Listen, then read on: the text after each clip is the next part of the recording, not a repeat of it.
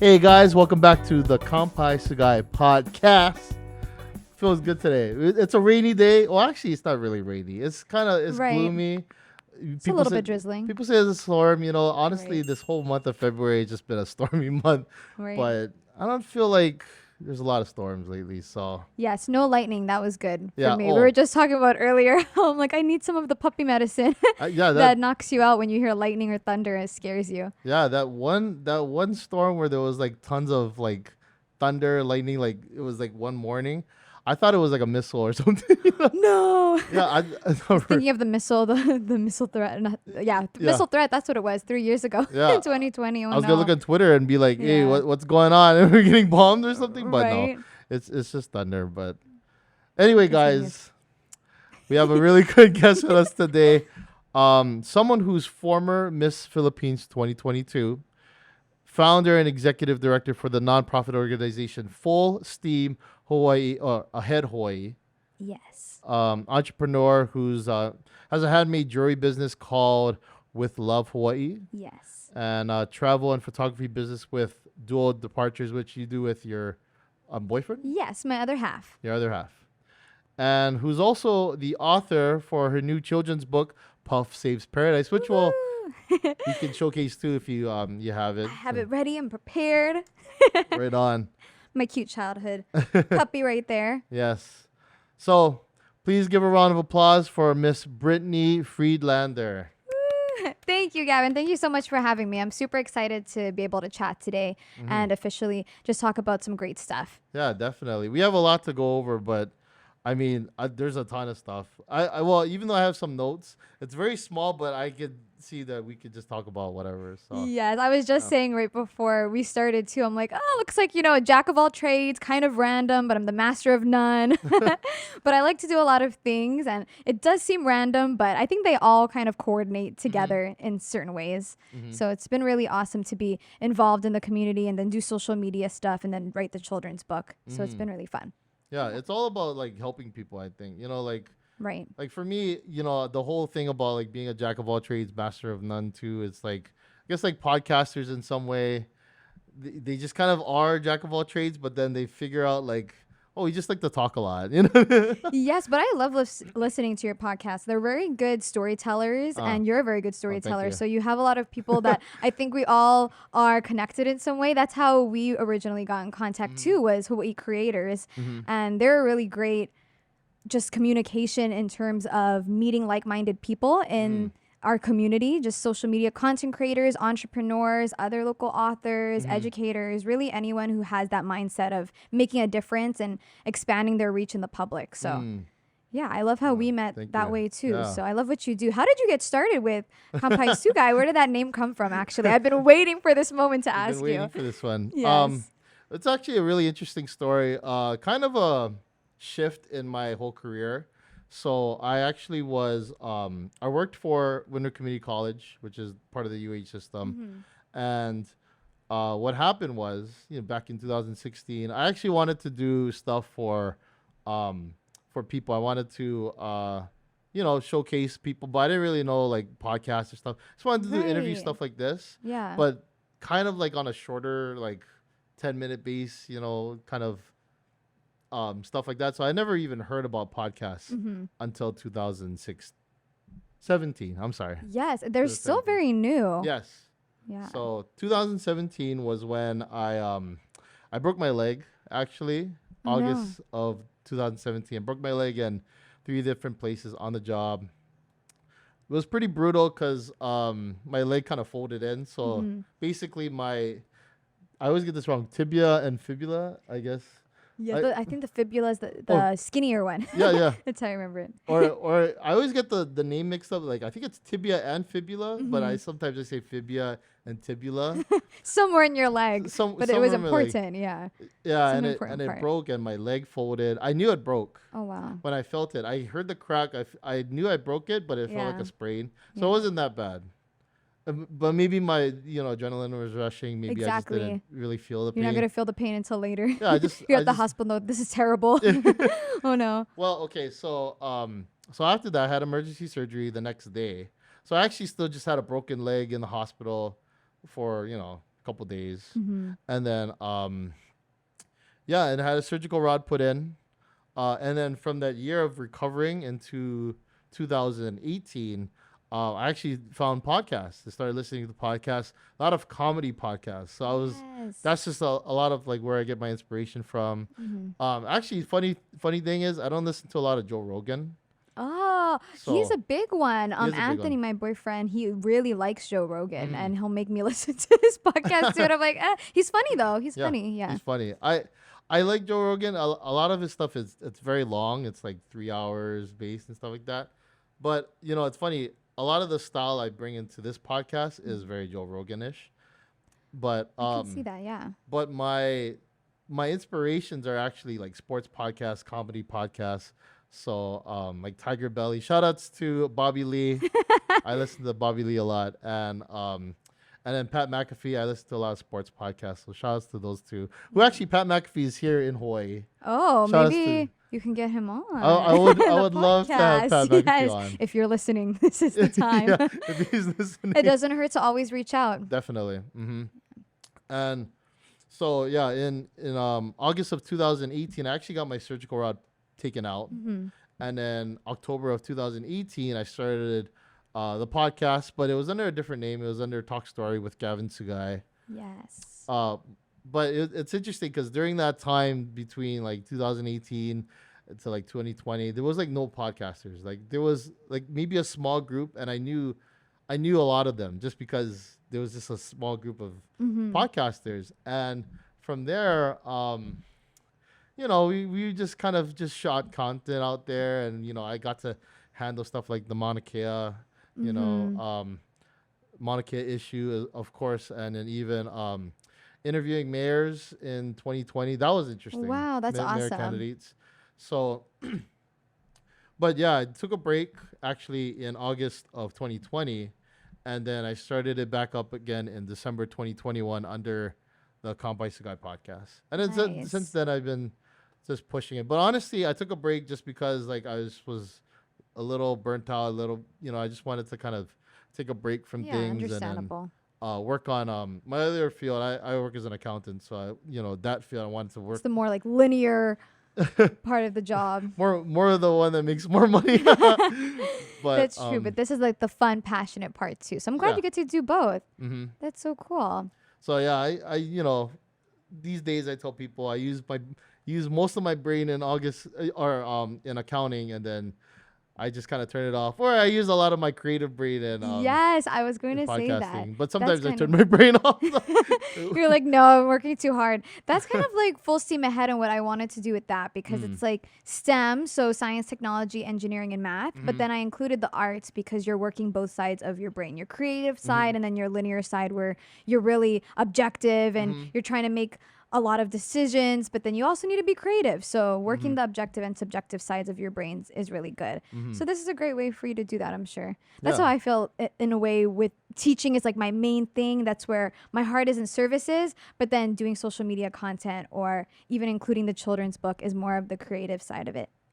Yeah, definitely. And then like the thing with STEM, when did they change it over to STEAM? Because I know that they added in the A, which is arts, for people that don't know. Yes. But it is working with hard skills and soft skills to kind of collaborate with the brain, making sure that people are using all aspects of their brain instead of just their hard skills. Exactly. So a lot of places still use STEM. And so that was part of my nonprofit and initiative when I talk about it, is transitioning that to the arts, because we are creating motivated students to think innovatively and to work, just be self-directed learners and to work in that field when they grow up, when they're no longer students. But then we're also teaching them to be creative learners and community contributors too. So it's a lot of different variations to STEM that I think incorporate the arts, and that's why it's important. I actually play piano too. I started playing piano when I was little, but Wow. I haven't played in a long time, but occasionally I'll pick it up. And my science teacher was also my piano teacher. So Oh. she was like, no, you can have both. Very You can interesting. learn how to do both things. And piano has been proven to really work your subjective and objective parts of your brain, both the right and the left side.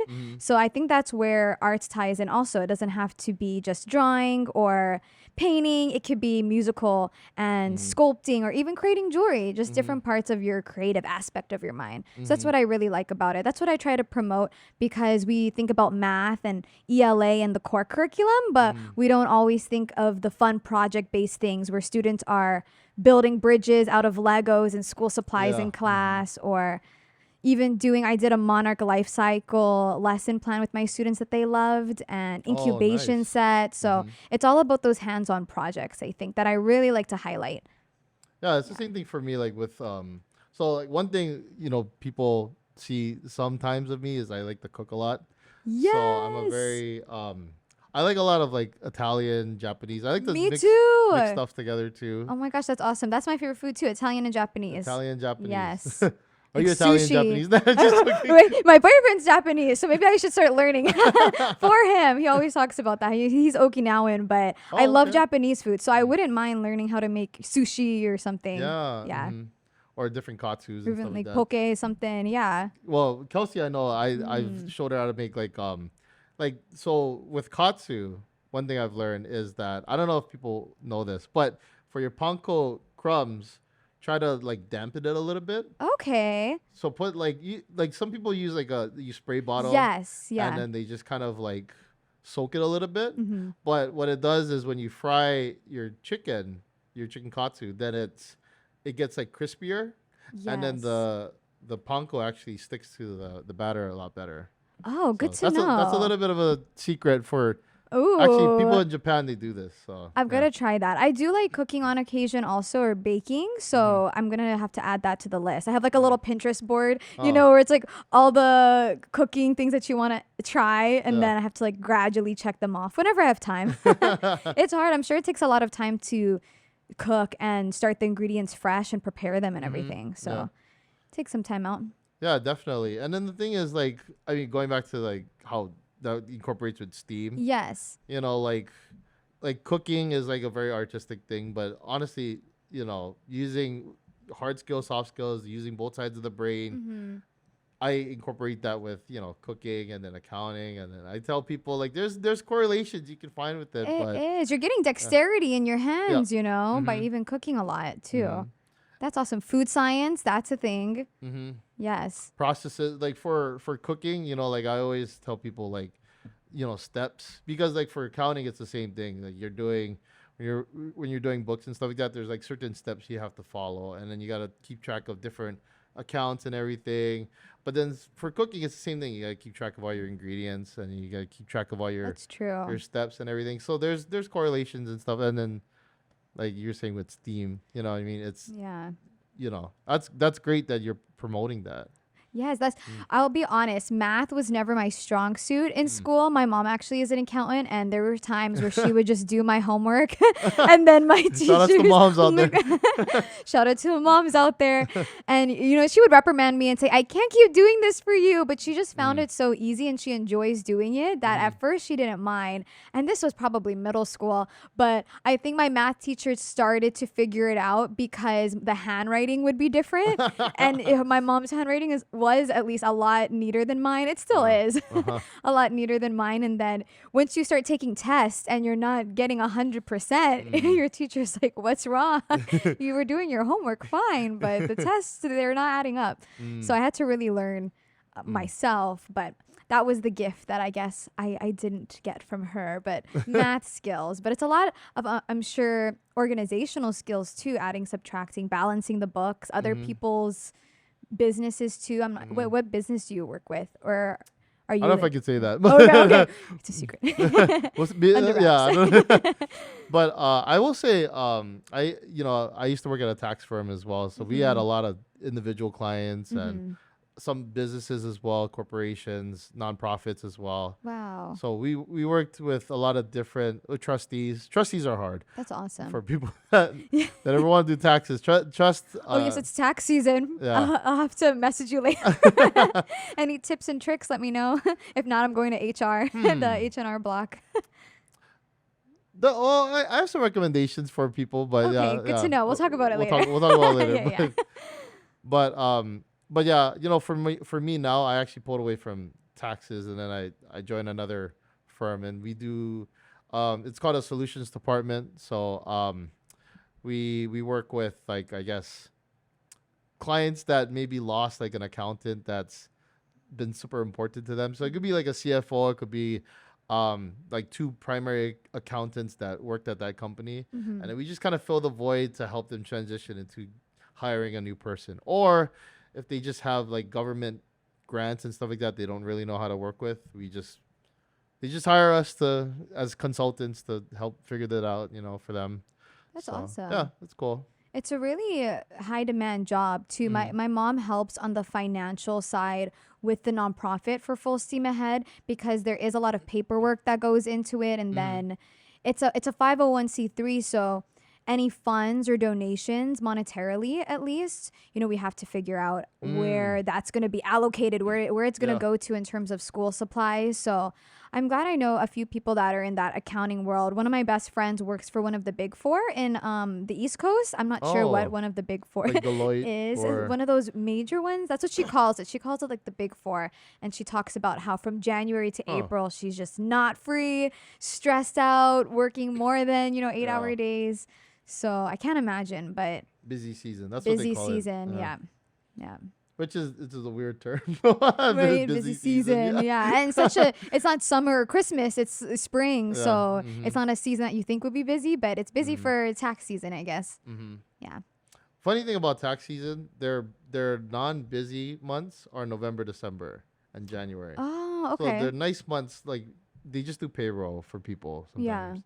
So it's nice because like they'll have their parties, Christmas parties or everything, or people will take like long vacations for Yes. those months. I can't imagine. So it's nice. But yeah. Yeah. So anyway, Yes. going away from that, Yes. All of that heavy, all the heavy chat with the numbers and the accounting. how'd you get started Ah. with Full Steam Ahead? Like, was that something that you really were thinking about for a very long time, especially when you were taking classes at like LCC or Yes. Campbell High School?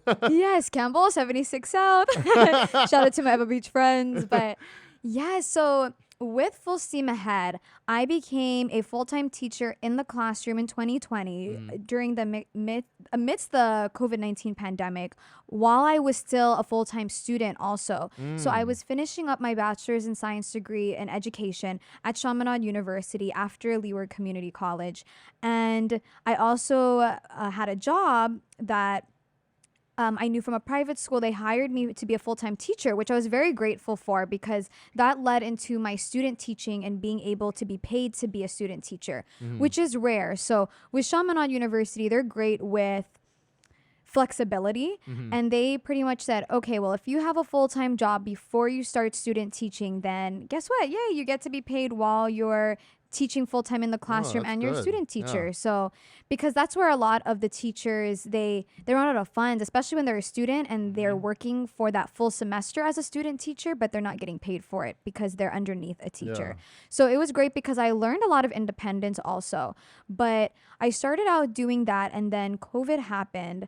But what had happened was, at least on my end, even growing up, I actually really enjoyed watching Steve Spangler. You know, how he does like the Mentos Yeah. candy and soda demonstrations. So I'm like YouTube, Googling all these fun things after school.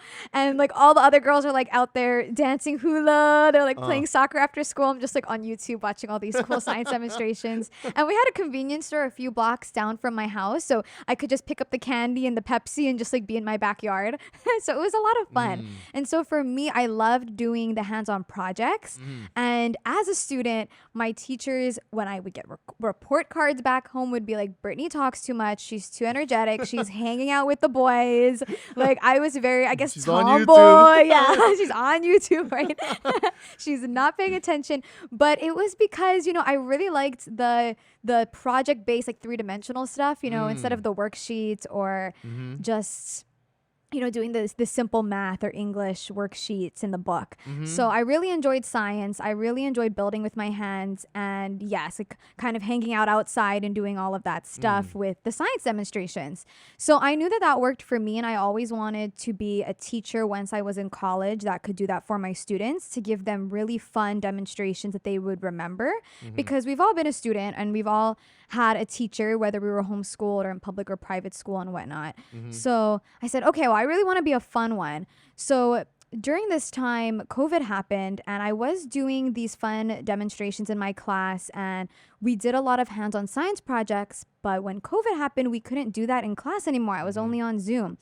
So I said, okay, well, what are we going to do? How are we going to do this? So what I had done was I actually collaborated with my alma mater on this. When I was talking to them, they gave me this great idea where we could have paper bags with all the little school supplies in it, whether that be coloring pencils or little science demonstrations with like popsicles and a lot of art supplies and science supplies in these little paper bags so they could do projects at home. Oh, okay. And it was great. So then the parents could just pick that up from the office. So there was no contact. It was just simple pick up, drop off. And of course, we sanitized everything before we prepped it.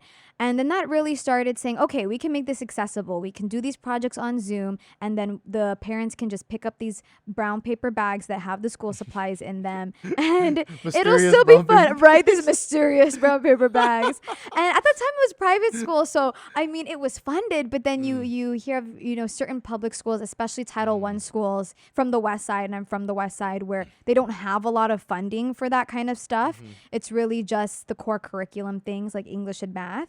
So I said, okay, we have to do more of this. So that's how it started in terms of me doing the science demonstrations, why I wanted to do it, because it really touched me when I was young and what I loved, and I wanted to share that as a teacher. And then finding just ways to make that accessible during COVID. But luckily we're out of COVID now, and I've been able to do science demonstrations with the Hawaii Discovery Center, and I'm teaming up with Sea Life Park in April to do some art in the park type days, which will be really fun. And so it's expanded not just from the classroom and me being a teacher doing these fun demonstrations, but I've been able to collaborate with other organizations for the community, which I think is going to be great. And so that's why I wanted to make it a nonprofit, and I called it what I did because it was about really settling in to have legal donations from community members and families and friends, where it was like a legal nonprofit now. Now we have something sturdy to stand by, where when I'm collaborating with Hawaii Discovery Center or Sea Life Park or any one of those places, it's something connected. Yes. And it's not just an idea or a concept. It's something that's real and tangible now. So I said, I'll do the filings. I'll put the work behind it. And that's how I even got started with the children's book too. I always wanted to have a children's book in my classroom when I knew I wanted to be a teacher. And I said, okay, well, I started thinking of it when I was probably 19. So it was maybe like 2017 or so I started thinking of it. And I said, well, I want to make the book something that's also personal.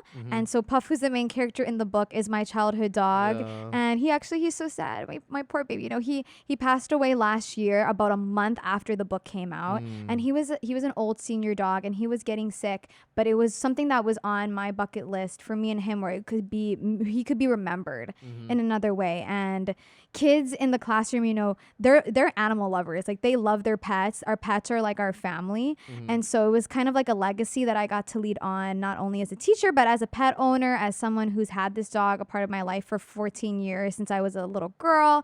And my students really were a part of it. They got to meet Puff. They got to figure out some of the illustrations. I remember I had a whole class period where I said, okay, I'm going to give you credit in the children's book. So is there any ideas of illustrations that you would want to have? And I have like a pile of all these pictures with Puff on a surfboard in North Shore or Puff on the beach, where I wanted to include them in that thought and concept and have something that I made tangible in my classroom to share. So it's been great so far. I've gotten to talk about STEAM in the book. Pretty much the book is about how Puff and his friends from STEAM Academy use the acronym of STEAM to teach environmental education.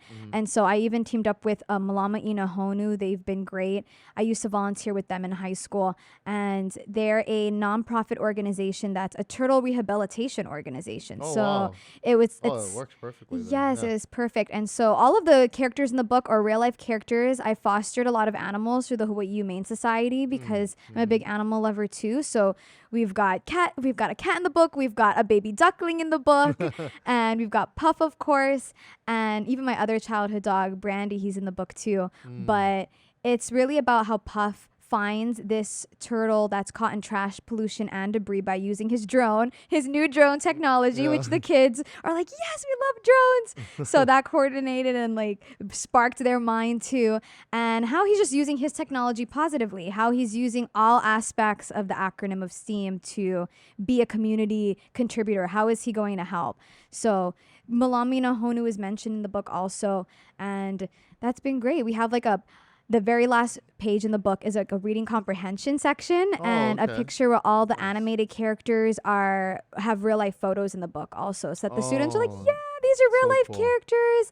And pet lovers and kids who have pets at home are going to be like, yeah, this is like my dog. He acts like this or he looks like this. So I hope that it really touches them on a personal way too. So that's been really fun to be able to bring in the community. And a lot of the funds from the book have been used for the nonprofit too. So science supplies, school supplies, a lot of the funds have been worked with that. And Barnes & Noble's actually carries the book now, and Amazon. So it's very accessible, and you can find it online. You can go to the store too. And it's got ebook, hardcover, paperback, all that good stuff. So yeah, you did a book signing recently at Barnes & Noble's, right? I did, yes. They've been great also. So it was so funny because I went there and I did the book signing, and then they said, okay, we'll take a few pictures of you. And so I'm standing by these books, and then this wonderful lady comes over, and she's from Kauai, and she said, oh, I'm about to go on a flight in an hour. Can I buy all the books that you have? Pretty much, so that I could give them to my grandchildren. So she bought about 5 books, I think. And that was the ones we had in our hands. And I got to write a personal note to each of her grandchildren that she gave the books to. So it was so nice. It was perfect. So they're ordering a new shipment. I think came in yesterday, actually. They emailed me. So I have to go back and then do another signing. But they're great because they work with local authors.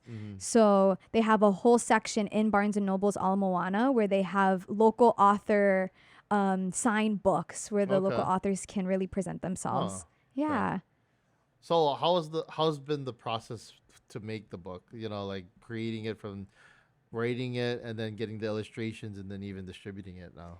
Yeah, so it's been a process. When I first started the book, I wrote in about 4 months. So it came out last year in April, and it was a process. I self-published the book through Amazon. I did a lot of research, and I joined actually a lot of Facebook author groups.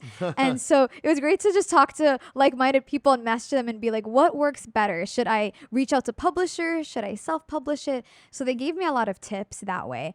And I wrote the words, and then the next part for me was finding a great illustrator, because I'll be honest, I am not artistic. I could draw like stick figures, but I had the vision and I knew what I wanted the pages to look like. And my students had helped even come up with concepts. And so I have a part in the first page where I said, thank you to my second grade students of 2021, where, they helped me figure out what illustrations like work, just like a short line. So we knew what we wanted.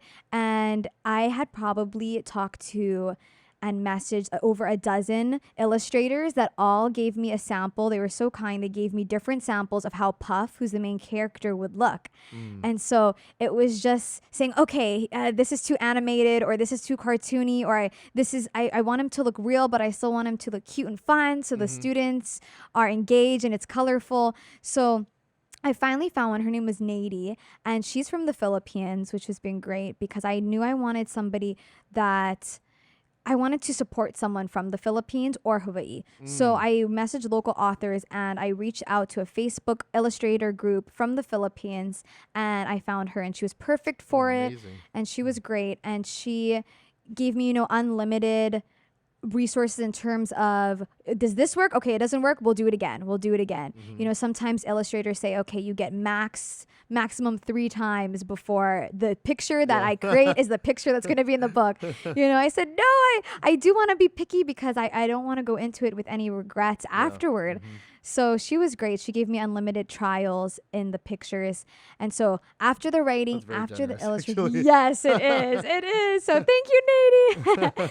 And after that, it was the editors. And I found a few editors who would just look at it for not anything not anything to change majorly, but grammar, punctuation, putting this sentence Yeah, here, proofreading. Yeah. proofreading, exactly. So it was a long process in that way. And then the last part, of course, was the self-publishing. And so I self-published through Amazon, and then I did it through Ingram Sparks. And Ingram Sparks was great because they do on-demand hardcover printing. Oh, So if nice. anyone is, of course, looking to possibly be an author of some sort, whether it's a children's book or an adult book, definitely I wouldn't mind answering questions about that process.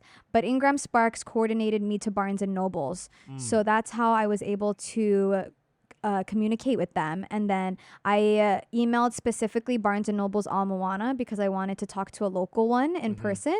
And so after I emailed them back and forth for a bit, I was able to do the signing at Barnes and Noble's. So Oh, it's been about almost a year now. So it's been a congratulations. process. Thank you. So that's the hard part, is the marketing. And right now it's free as an ebook on Amazon, which I thought was important because if you have the Kindle app, then any child with an iPad, any parents that have an iPad, you're using your iPad for good now. We're using it to read. So they could just download it for free.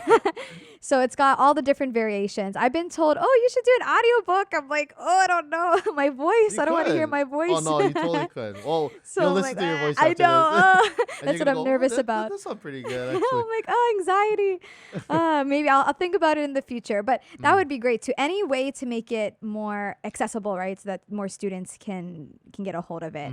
So I'm looking to donate actually a few to the public library system. So I am trying to get into coordination with them too. So I'll definitely update you, Gavin, on how that goes Yeah, at some definitely. point. But just to be able to donate it to some public library systems, then children can just rent them. Parents Yeah. and children, yeah. Of course. Yeah. So it's good. I mean, it's getting out there.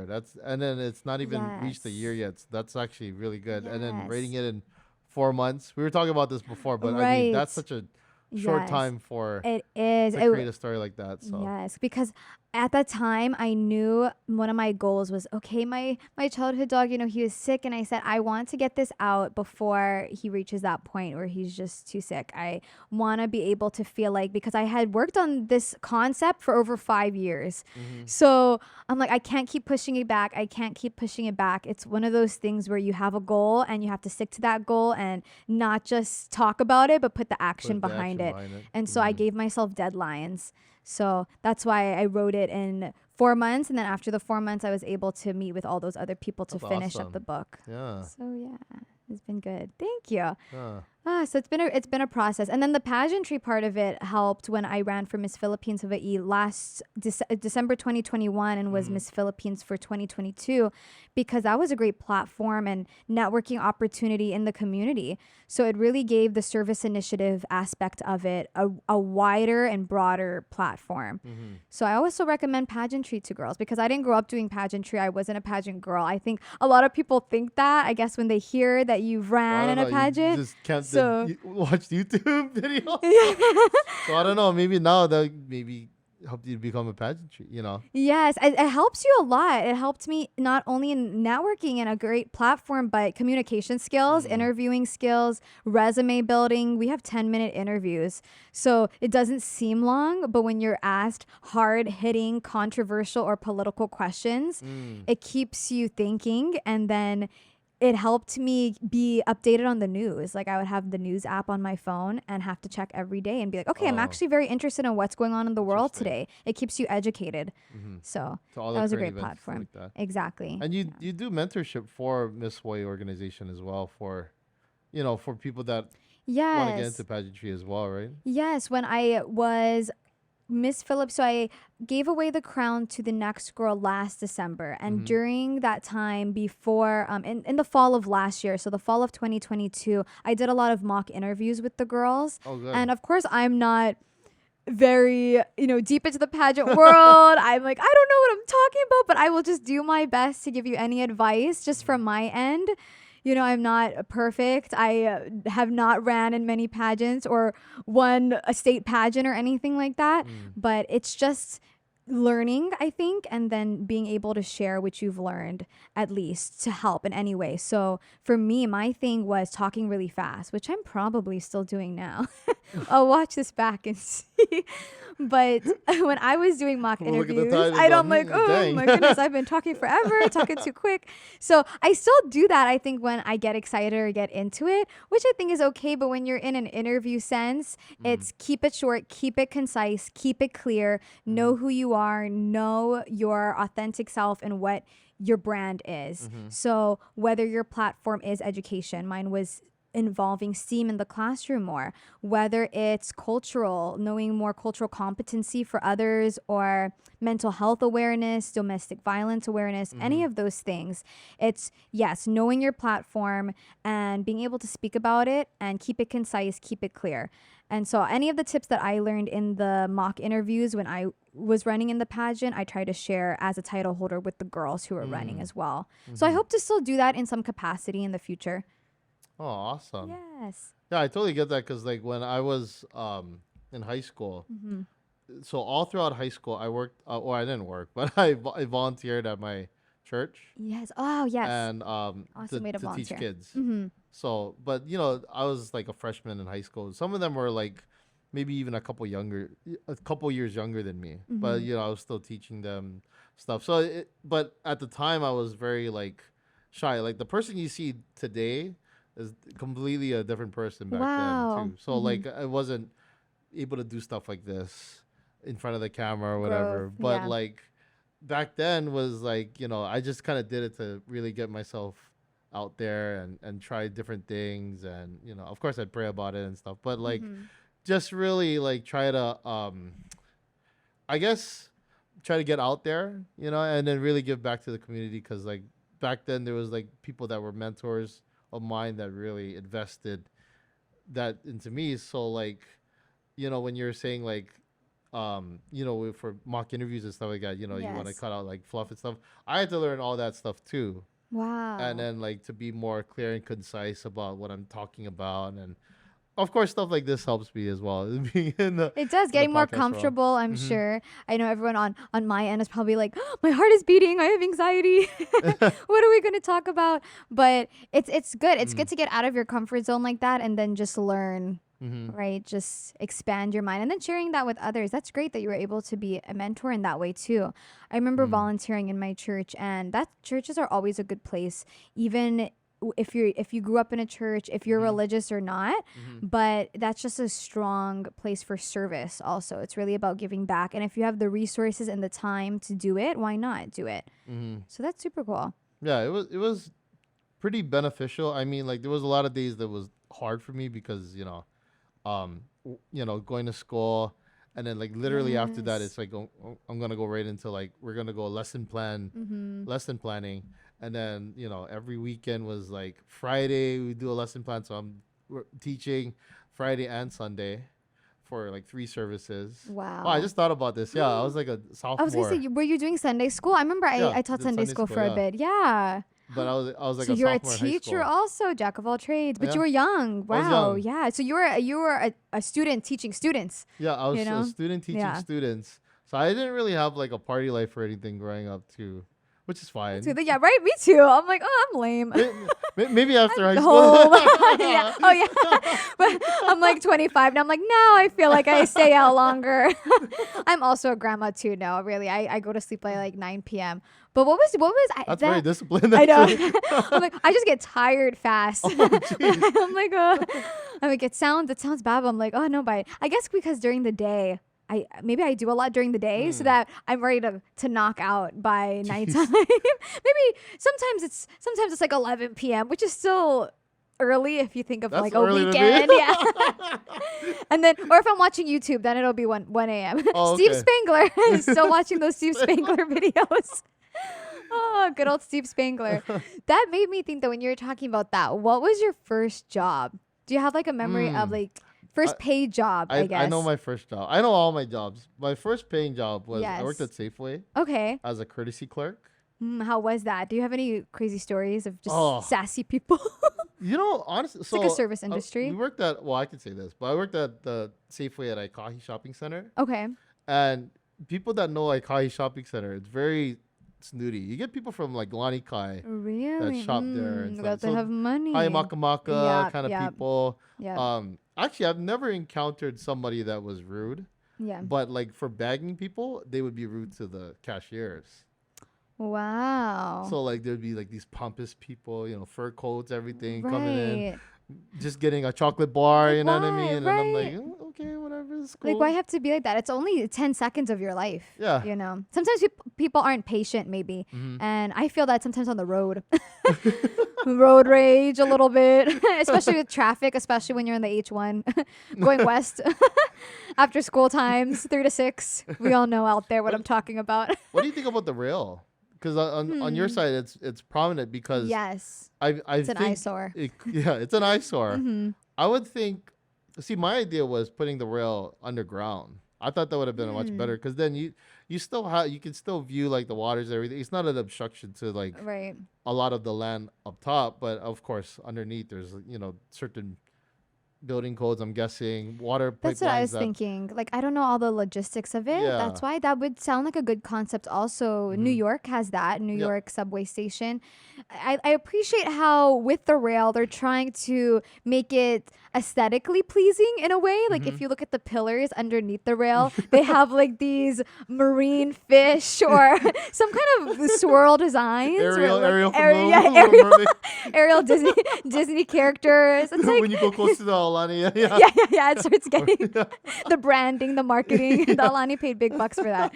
But right, it's they're trying to make it aesthetic in Mm-hmm. some way. It's just there's no way that it's not going to be, yes, like we said, an eyesore where it's just a Mm-hmm. big heavy chunk of metal that costs millions upon millions of dollars Mm-hmm. to make that isn't finished. I remember it started when And I to was in maintain. middle school, and to maintain, Mm-hmm. and safety, Yep. because we know of other states where they have like rail or subway stations, Mm-hmm. and it's just sometimes sketchy places to be stopped for a while, especially Mm. at nighttime. Mm-hmm. So I'm definitely looking forward to see how that works. I mean, job security, I know a lot of people who work on the rail Mm-hmm. and they have job security for a while, so that's one positive aspect of it if we're thinking of it that way, because I Mm. think inevitably it's going to happen. It's just a matter of time and funds of how long, but hopefully it saves on gas. Hopefully people find that as a more environmentally friendly way to Mm-hmm. travel, because it's not just, but what the one rail versus how many cars on the highway. Mm-hmm. So hopefully it helps traffic too. Mm-hmm. That's the other thing. So I guess time will tell on that one. Yeah, it's like carpooling, like just a big carpool. Right, a gigantic carpool. That's exactly. It's just 100 people crammed into a carpool above the city, Yeah. which is also a dangerous thing. Yeah. I don't know. I But we'll see. my thing about it was Hawaii is saltwater air. It Yes, can really rust. I'd say like maybe you know escalators, elevators, and stuff like so that. So true. I feel like a lot of the maintenance will be It's gonna be a lot of hefty. the money will go to the maintenance because Mm-hmm. it's probably gonna just break down a lot. I don't know. Mm-hmm. Maybe they figured it out, but Mm-hmm. that's just my prediction. Mm-hmm. But that's why maybe underneath would have been a much better solution for that, just because Mm-hmm. Yep. you avoid some things. Of course, maybe then you don't want people to be stuck underground. But then Right, you again, never people are gonna be know. Stuck up there. stuck up there What's anyway. more dangerous? Yeah. Right? We don't know. That's what. That's where I think, especially on Oahu. So if if I continue or even run for more pageants in the future, just having that platform and being able to talk to legislators in certain Mm. ways and have Mm-hmm. certain ideas and concepts, just as a community member, to share those ideas and on a platform would be great, because where are the funds getting allocated in certain ways? So we're spending all this money on the rail, but we have a very big homeless problem that we Yeah. have solutions that we could fix. Mm-hmm. I thought about this too at one point, because there's a lot of abandoned buildings and a lot of abandoned schools on the Mm-hmm. island. And before I went to Campbell, I actually went to a very small plantation private school on Mm-hmm. Fort Weaver Road in Eva Beach. And what happened in my middle school years was that the government took away some of that plantation land to use for office space, and they've never Interesting. right and they've never Oh, it's weird. used it since Huh. I was probably 11 years old. I was sixth Oh, grade. jeez. And so it's just been sitting there. I'm like, the students could be using this. The school could still have continued to use this property and these buildings. It's just sitting there abandoned. We have other schools across the island and other buildings where they're just sitting. And then our homeless population is rising. Mm-hmm. Like, what solutions can we bring to our veterans, to our shelters? Mm-hmm. But we're not doing it yet. So that's another thing to think about, Interesting. because all of this money and funds is going to something like the rail, which could have some positive Yeah, aspects like we talked maybe. about, Yeah. but we don't know yet. Hmm. So we'll see. And then There's a lot going on. I just think it's like because there's such negative press around it Mm-hmm. that it's hard for, I guess, to have people trust that the rail is going to be very successful. Yeah. I'm sure if there was like a lot of great things like, oh yeah, it's connected, it's covered, there's a lot of things that, it's working Mm-hmm. properly, and it Mm-hmm. was done quicker, I think people would be more on board with it. Yeah. But you hear all these things like maybe the reeling is not connected, or it's like Yes, off like or something. something that we have to use the power of social media, Yeah. Gavin. We have to bring the Hawaii creators together and just make one gigantic Make our own Instagram make our own post. rail. Yeah, No, make just our own rail. That too. We just use that platform to ask these questions. Those are Mhm. good questions. Mhm. And I'm sure there's been meetings and things that we don't know that they've talked about, Mhm. but we deserve to know as community members, like what's gonna happen, when is it gonna be finished? Do we have a timeline? It's a lot Mhm. of stuff that's up in the air. So And some things for like, I guess, for people to understand is like when like an act to create a rail is in process, mm-hmm. it kind of depends on the next group of people that are going to go into office, because they Yes. might not be on board with developing the rail. Right. So that could slow down the process completely, and then you could have someone that's not specialized in grant funding and stuff like that, Mm-hmm. or someone that's not good with like government awards. That people that worked in the UH system will know what I'm talking about, but Yeah. like, the awarding process, and they might not be familiar with that. So then there's gonna be some slowdown Mm-hmm. with like something like creating the rail. So yeah, there's just a lot of questions Yeah. attached to that. Yeah. Um, but I think like with everything, whatever there's something new, there's always gonna be some kind of question attached to it. So. There is any controversy is something that'll be questionable. Mm-hmm. Did you graduate from UH Manoa? You said UH West. UH West. Yeah. Okay. Yes, because how is that in comparison to? I wanted to speak on that too because I went to Chaminade University, but Mm-hmm. UH West was somewhere that I thought about going to school too. How did you like your classes there?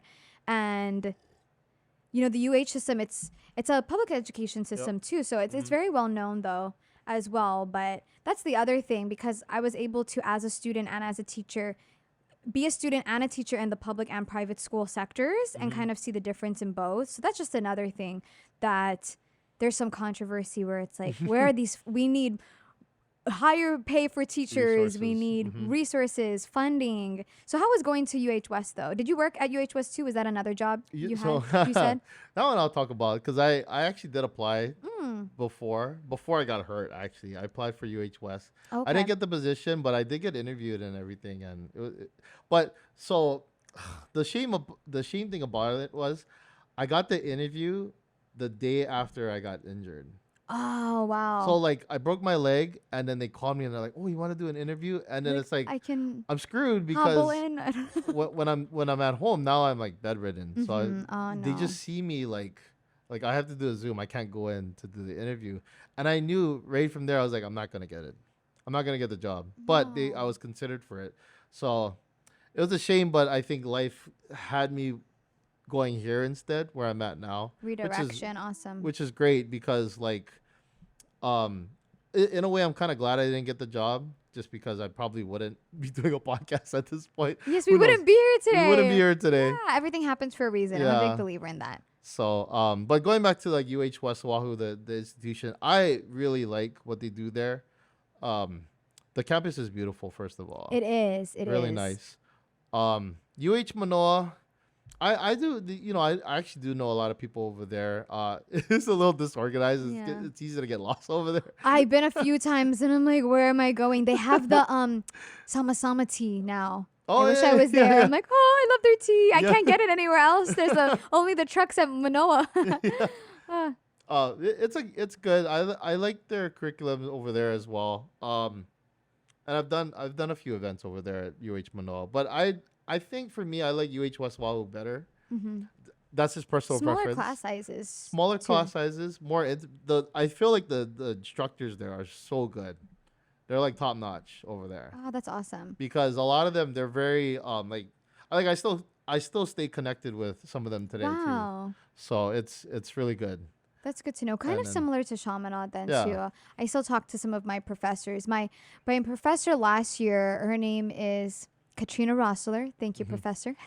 She was my science professor for my science education classes to be teaching science, and her and another prior professor, Eva Washburn, she was my communications professor, sent me an application to be a Fulbright Hayes fellow. Oh, Have okay. you heard of Fulbright Hayes? There, some people know, some people don't, but it's a fellowship where you can go for about 2 months. So I was gone for 7 weeks in the Philippines, and they send you Wow. all expense paid to Cool. be in a cultural immersion environment, so you can just learn about other cultures and bring it back home. So this one was specifically for teachers in the Department of Education anywhere.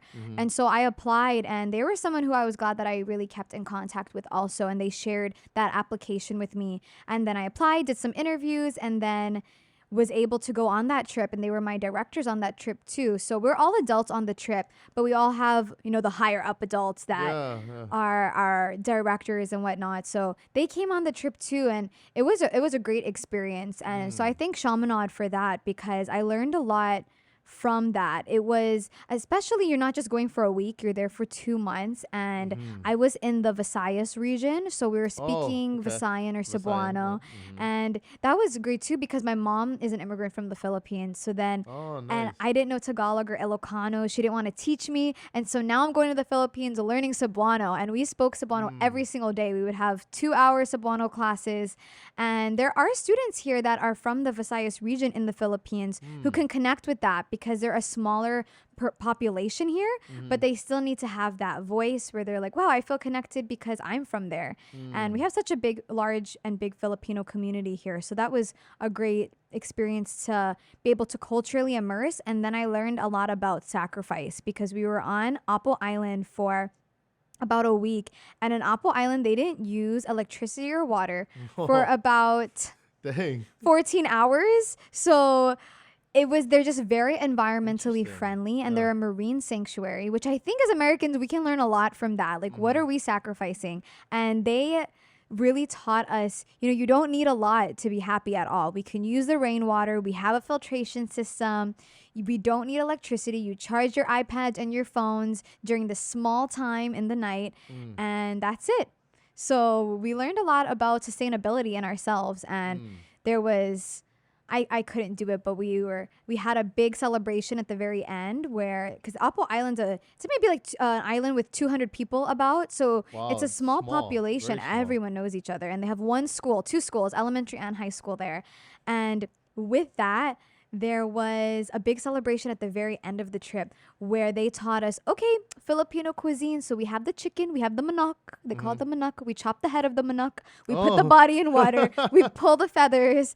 It was insane. So we That had is to do insane. from beginning to end. I'm like, I'm learning sustainability. If I was on an island after this and I got trapped, I could learn how to sustain myself. If there was chickens, at least. Yeah. And then I learned like fishing, like how to I got a cook. lot of chickens, Yeah, actually. there's a lot. I know whenever I see them, I'm like, should I? I was like, oh no, like I know how to cook you, but no, I couldn't sit and watch them do the head chopping part of Yeah. it. But they're like, little have Brittni go. traumatizing. I know, and they have so many stray dogs on the island and in the Philippines Oh, as a whole, interesting. Huh. where I didn't know that. I'm gonna put this on the podcast. I was bullied. I was upset because I was feeding the dogs, and there were some people who were on the trip with me where they said, Brittni, that's disgusting. Why are you feeding the street dogs? They're not going to interesting. learn how to sustain themselves. You shouldn't be doing that. Now they're following us. I'm like, have a heart. There's a lot of stray dogs out that it's not their fault that they're stray dogs. Yeah. It's our fault. We're not taking care, like the people that are responsible for them aren't taking care of the dog population. They're And just so I'm trying to like, survive. they're just trying to survive. And there are a lot of sweet dogs, like dogs that would beg, sit on your lap, stare at you. I'm like, how can you not give him a piece of your food? Like, come on now. And so there's just a lot of animals in the Philippines where you learn a lot about the differences in culture. So yeah, with the chicken, I was like, I'm not going to eat the chicken after cutting him. Like, I just want to buy my chicken from the grocery store or something. Should I become vegetarian after this? Should I become vegan? I love my meat. Don't get me wrong. I do love myself a good steak, but I felt for the animals too, because they're your pets at that point. So, but we learned a lot because it's really about truly immersing yourself in learning. It's not about, oh, I wouldn't do it that way or I wouldn't do it this way. It's just connecting with them on that human level and being like, okay, I understand you because this works for you. And I understand how this is your viewpoint. So we learned a lot. I got to learn how to cook fish from just the sun, which is awesome. Sun and vinegar. And it was great. Okay. And really get in touch. I came back and got to talk to my mom about it. It was a lot of fun. But a lot of sacrifice, too, is what I think I took away from that experience. So I wouldn't have had that if it wasn't for my college experience. So that's why I say, everything in life, there's a reason for it. Things happen for a reason, no matter what job, college, situation, anything. So it's been great. Yeah. Next sequel for Puff Saves Paradise is Puff Saves the Philippines. Oh, yeah, Puff saves all the animals. Puff Saves the Philippines. Yeah. I'm like, come on, Puff. No, moving from Hawaii to the Philippines. He sees him on the plane. He sees the knife and he punches it out. Saves the manok. The chicken. But that's how they sustain themselves, right? And they don't use preservatives in their food. They just are grass-fed, and they're comfortable that way. But I'm like, wow, I'm like you, and that is a lot of sacrifice. Yeah, they learn as kids. So, and they use what I really appreciated is that they don't have any waste. So even with the chicken, they use every part of the chicken, the egg, of course, the body, the gizzards, the legs, everything. And whether you're comfortable eating like balut or chicken legs or not, they don't waste. So I appreciated that part of it. But yes, if I were ever to move to the Philippines, I would start a dog animal shelter. That is in the back of my mind now. I'm just like, but that's not the only country where there's a lot of stray dogs. Sometimes countries don't have the resources simply that of animal shelters or things like that. And sometimes that's not on their priority list. So it's different. It's important to travel the world and kind of see where other people and cultures come from, whether you agree with certain things or not, or wish you could help or do something different. So it's eye-opening for sure. Would you build like a dog sanctuary, let's say, for the Philippines, maybe another place? What would be another place? In the Philippines or here in Hawaii? Or even like another country? Yes. Well, actually, from what I've heard when I was in the Philippines, India is another place that is similar in terms of just culture or animals and like a lot of stray dogs are in India also. Okay. So I'm like, okay, where can I go next? I'm going to make a trail. If I had the funding, of course. if I somehow like, I wish, especially when I was little, like, okay, I want to be Angelina Jolie and just be like a humanitarian, but she's, a millionaire and she's a very well-known actress. So she has all of the funds to be able to travel around the world. And she's been great in donating and things, but I would definitely start animal shelters or orphanages in other countries and be a philanthropist if I could, if there was a way to do that someday. But that's how pageantry has helped also in like a very locally small scale, necessarily just on the island, because you have a lot of opportunities for service and volunteership. And if you have those resources and time, why not use your time to leave a positive difference? So I would do that. That would be a goal. Yeah. I'll tell you in 20 years, Gaven, if I was able to open up the animal shelter. Puff Saves the Philippines. Yes, Puff Saves the Philippines Part 2. Oh, yes. Even with the book, I had so many different ideas. There was one, because Puff's first name when I got him when I was 11, I wanted to name him Lucky just because it was such a basic dog name at the time. Yeah. I'm like, Lucky. But he just didn't seem like a Lucky, so I said, Lucky Puff. Your name is Lucky Puff, which was a mouthful. So his nickname was Puff. But then when I was thinking of the book, I said, what if I made a story? Hopefully this is won't get stolen. Copywriting this right now just in case that's the second book. Yeah. But I wanted to make a story about how Puff goes through his life being lucky, quotation, but then finds that it interesting. truly takes hard work to get where he needs to go.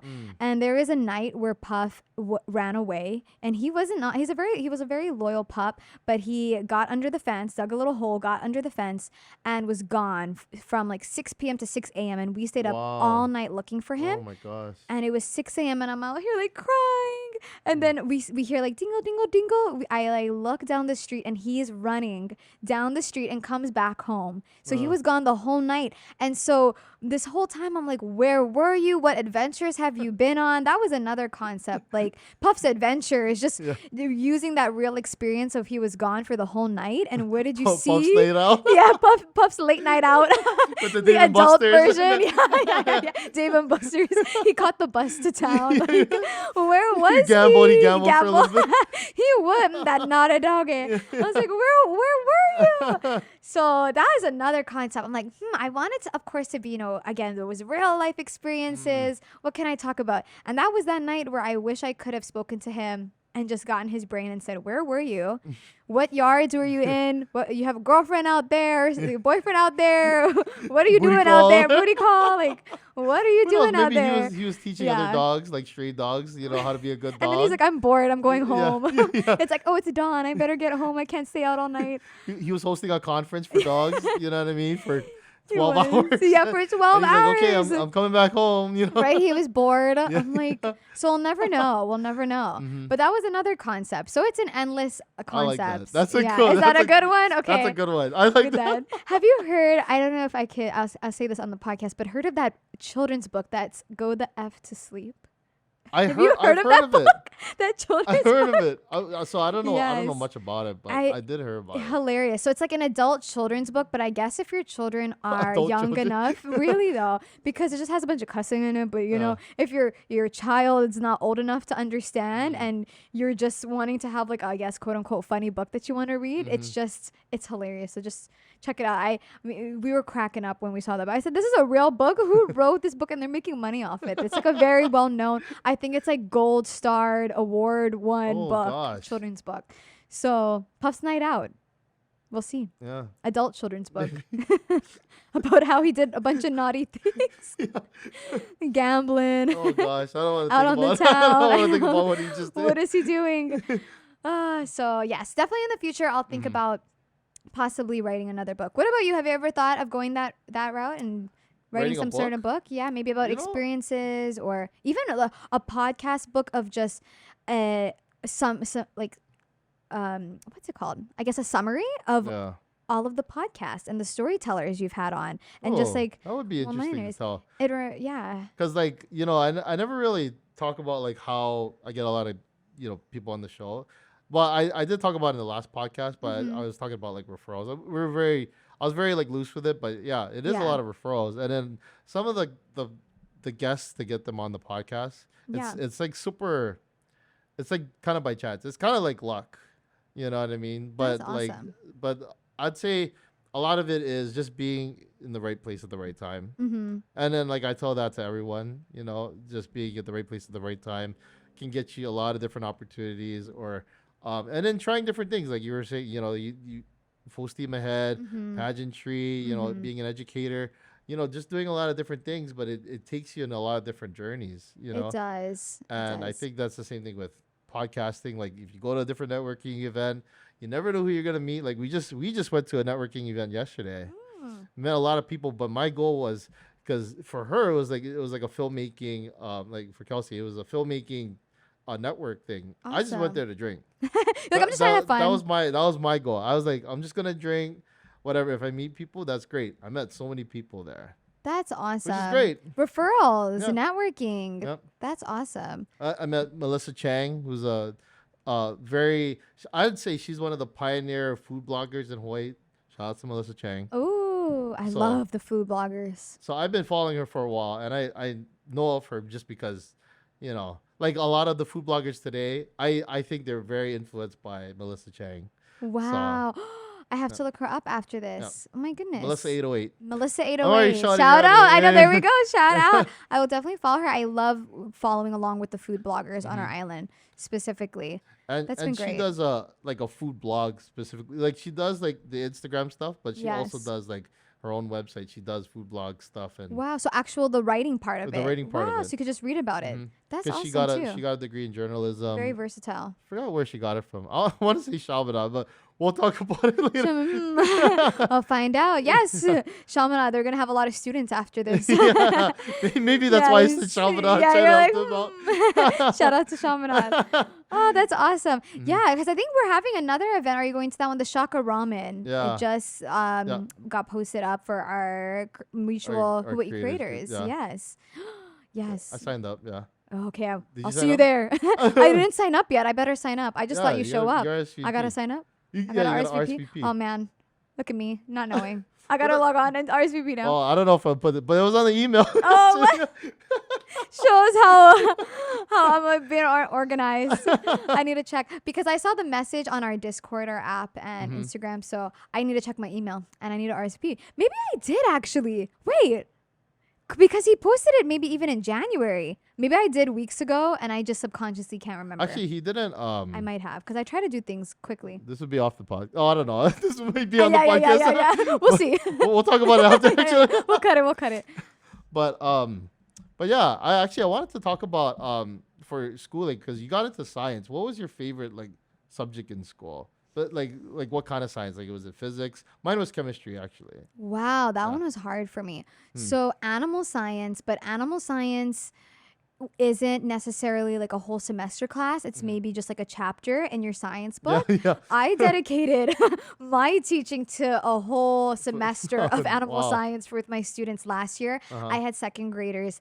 And what we did was the monarch life cycle. So I've actually sold this at pop-up events when I'm not selling jewelry. So jewelry is just my small business where it helps me fund even my pageant journey or just a passion project that I've had for a while. I started making jewelry, handmade jewelry when I was in high school. So when I do these pop-up events, I always either have something that involves education as well. Like sometimes I'll have some of my children's book there that some people can buy just on the side.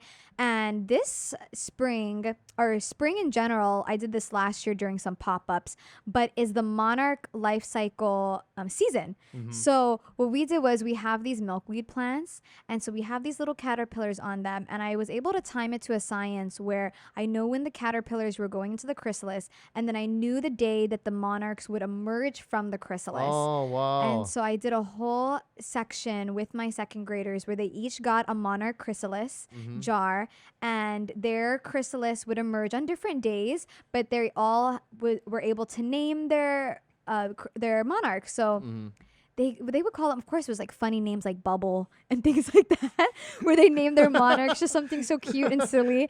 And after they would emerge, we would be able to hold them, and then we get to see if they're a boy or a girl. So monarchs really are boy. interesting. It was super fun for them. We know when they're a boy when they have 2 dots on the bottom of their wings, and then the girls have no spots. There's like 2 spots, and they all emerge. Sometimes you get some that are unhealthy, and it happens in nature. There was one where one student whose monarch did not emerge, and I felt terribly. But we had, of course, some right. I was like, I'm so sorry. I won't say his name on the podcast, but we were just crying for him. We're like, I'm so sorry. He was so bummed. He's like, my monarch hasn't come out, and I know when they pass in the chrysalis. I don't know what. Honestly, that one has still baffled me because usually for the chrysalis, their chrysalis will become clear when they're about to emerge, and his was black. So I know when they're black that they possibly die in the chrysalis due to disease or sickness. It happens. Okay. But his chrysalis, it looked like the butterfly was fully formed and it was half out the chrysalis. It was crazy. It was like he was emerging and then suddenly passed halfway emerging from the chrysalis. And so we were waiting for the whole day and he still wasn't coming out, but I could still see his wings and his legs. So I'm not sure in that situation what happens. Sometimes nature, is sad like that. We just don't have answers. But it was a great experience, and I had a backup plan if that was to happen to more students, where I would have more chrysalis that I could give That them, you can give them. and then they could, of course, still have the experience, because in nature you never know. And then after we did the monarch life cycle, we did an incubation set where they got to see baby chicks being born, and they got to play with the baby chicks in the classroom for about a week. And I was able to collaborate with a farmer up in Waianae, where she has a chicken farm in her backyard. And so I rented the incubation set from her, and they were born on Easter. I was bummed, but also like, this is super cool. So I timed it where they were supposed to be hatched. They were supposed to hatch on Monday, and then they must have hatched the Sunday before the Monday we came to school, and that Sunday happened to be Easter, because I got into the classroom and the chicks were like emerged out of the eggs already, and they were pressed against the incubation set because it's small, and so they were like beep beep beep beep, like making their little chick noises, and they were so squished against the side. So I said, oh no, the baby chicks, they hatched early, and it doesn't harm them. They were only in there for probably half the day, so and they need about a good few hours for their wings to dry and for them to get accustomed to the outside world. So it was good that they were in the incubation set in the heat at least, so they weren't just out in the box with no heat. And it was really fun. So I was just like, oh no, they hatched early, but it was still really fun for the students to see the eggs and then to feed them. See that process too. Yep, and to see that whole process. And then we had a little heating system that I rented also. And that was just stuff as a student that I didn't necessarily have. And I thought, well, we love animal science. Let's bring that part of like STEM and STEAM and bring that in their classroom on like a project base. So they're not just reading about it in their book. They get to experience it. So those were really fun, two really fun projects that we got to do. So hopefully I could do them again, incorporate that to other teachers, we or bring it here. I know if you want to do it here, get some pictures, talk about it on the pod. We'll be like, all right, guys. So currently, baby chick 1 is emerging halfway. You have like a live video feed. Yes, live video. Just coming It's just like beep beep. And oops, it's pressing up against it. Right, it's almost Easter again, so it would be perfect time to do it in the next month. So yeah, those are just fun. So that was for me. Fun. Yeah. So chemistry was your favorite. Chemistry was my favorite. You know, it's funny. My chemistry teacher, Mr. Awakawa, Garrett Awakawa, shout outs to you. What a scumbag that guy is. What a scumbag. But he's a good friend of mine. You know, and he's kind of like one of the students. We're so good. Like I would always go to him and another teacher, and we'd just hang out, because like that's awesome. His friend who was the digital media teacher was a you know, he did film class, right? So I took his film class as well. So I would just go there making films and then hang out with them, and then we would edit while I'm editing my film for class and stuff like that. You know, I just talk story with them. But Mr. Arakawa was the chemistry teacher. Always encouraged me, hey, take my chemistry class. And I'm like, I want to take physics, you know? Yeah. I wanted to go into physics because I was like, at the time I wanted to go into engineering. Wow. But he's like, nah, just take it. You're gonna love it, right? And you know, sure enough, I did. I loved it.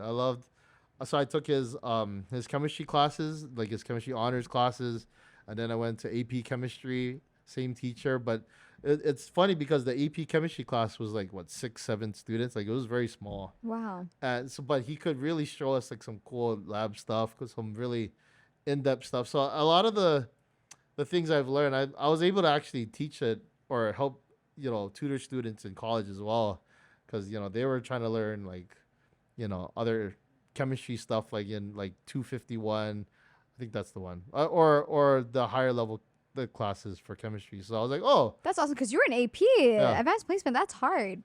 It was the test was very hard. The class wasn't too bad. Oh yes, I remember those tests.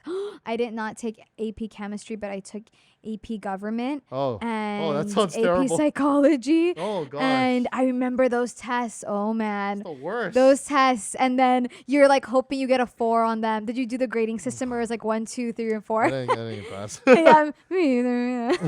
Yeah, like just the average. Me too. I'm like, I passed the test, but you don't like. You could use the credit if you exceed by like a 4. Nope. No, but government was a lot. I had Corey Rosenly, shout out to Mr. Rosenly. He was actually the And he's been an advocate with the legislators for the education system. He's like at all the rallies. He's been with all the government officials just talking about how we can find more funds for teachers. So he's been a great voice. I believe he's not a teacher anymore, and I believe he's running for a spot as a politician, as he should, because he was teaching government. Yes, Roy Rosenlee. Yeah. So I will vote for you, Mr. Rosenlee, when the time comes. You have my vote. But he was a great teacher, and he was really fun. So I don't know, if you had a job that I guess wasn't in accounting, or maybe even as a content creator and doing a podcast, what field do you think you would have pursued? That's an interesting question, because like I've talked about it before, not on the podcast, but like, you know, my mom would like you should be an educator, right? She always pushed me to be an educator. And I was like, nah, there's not enough resources. I don't know. We can talk about that. We can talk about that too, you know, like how, you know, teachers can get more resources these days, because it's like nothing, you know what I mean? But I would love to be an educator. I like doing, you know, being in education and stuff like that, and teaching other skills. Yeah, and I appreciate it more now, especially because like after like working for the UH system and everything, that's when I really appreciated, like, oh, you know, I was tutoring, I really enjoyed doing this, you know, like I could be a teacher for accounting, you know what I mean? And that still might be something in the future I might think about doing. But like that, or being, you know, going into like cooking. Oh, yes. You could even culinary. be the home ec teacher, a culinary teacher. We always could. need one of those, and then you could wham them out. Oh man, my home ec teacher, I don't know, man. Well, so I don't know if I should. Yes, let's get into it. I'll talk about her real quick. So my home ec teacher in junior high, I want to say her name, but I might be mixing up the spelling, so I don't know how to say it right. So anyway, she was a biker. No, Yeah, really, a culinary biker. Yeah, she's culinary That's biker hilarious. who sold as well. But she was my homeschool, not homeschool, but like my that home ec class. Yes, homeroom teacher, whatever. Those weird classes. I don't know. Anyway, she was all biker. Like she had the jacket, everything, and like, and she would be the sewing teacher and the cooking. Wow. And it was crazy. And she was so like strict. Wow. You know, like, but like, you know, like just sewing, she'd just stand over and like watch you. You're not even doing it correctly. Yeah. I'm just kind of like, what are you doing? You gonna bring your gang over to beat me up if I'm right with her leather jacket. No. And then even for cooking too, like I remember making malasadas and I screwed up the batter somehow, and she's just like, what the heck is this? She used more colorful language, but yeah. And I was like, I'm sorry, you know, I'm a kid, you know. Right, you're like, I put too much salt or not enough sugar. You know, those things can be mixed easily. Too much flour, that's a big one. And she was, I mean, granted, yeah, I got grilled sometimes, but she was harder on some kids, man. It was pretty bad. Junior high was a great. Those are great years for me. Junior high, wow. Getting into that's a whole other section of life. I got a funny story for my my shop teacher, right? So yes. my wood shop teacher. So he was this was like the first quarter. He was talking about like safety in the shop room and everything. And then one day, yeah, he was talking about, he's like, oh, don't do this with like the saws, you know, you're gonna chop your finger, blah blah blah. And then we have it like Monday, Wednesday, we had his class, right? So it was a Monday, and then the Wednesday we come back, he has like this splint on, and he's like, like bandaged up. And he's like, yeah, I screwed up. But whatever I was teaching you guys, that I did that to myself. I did it, yeah. And I was like, dude, what are you? And there was so many funny moments in that class too. We were just busting out laughing when he told us that. But well, good thing was he was busting out laughing too with us. Okay, so it's not like he was just like, I'm hurt. Yeah. You guys are making fun of me. Yeah. Oh, I feel that as a teacher. What? That's awesome though. I wish I got to go to school that was kind of had like electives like that. I mean, I loved my schools growing up, but that was part of the reason I really wanted to go to the public school also in high school, because in elementary and junior high, I went to that small plantation school. So I grew up with the same 20 people in my class from first grade to 10th grade until I went to Campbell. So, and I still, you know, all of my best friends I grew up with, which has been great. And we still keep in contact. I've been in their weddings. I hope that they would be in mine one day. And that's just another connection, even on Oahu as a whole, you know, or in Hawaii in general, you're just connected with people on such a closer scale. But especially growing up in a class size of just like 20 students. But we didn't have home ec or wood shop or anything. We just had, bikers. Yeah, we had none of those.